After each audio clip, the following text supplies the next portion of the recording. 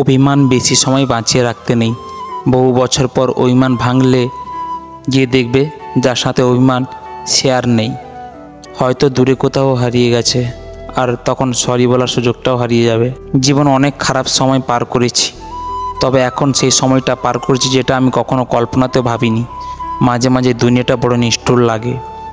ভালোবাসা খুব দামি জিনিস, যত্ন করে রাখতে হয়, কারণ ভালোবাসা একবার হারিয়ে গেলে জীবনে আর কোনোদিন ফিরে পাওয়া যায় না।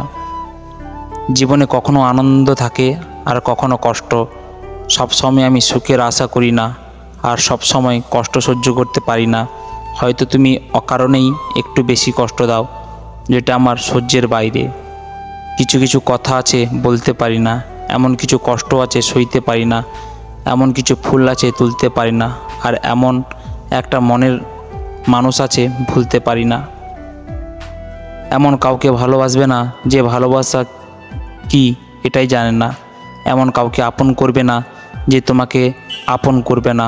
বন্ধু বানাও তাকে যে তোমাকে গুরুত্ব দিতে জানে। ভালোবাসার মানুষ বন্ধুর কাছ থেকে কষ্ট পাবার চেয়ে দূরে থাকা ভালো।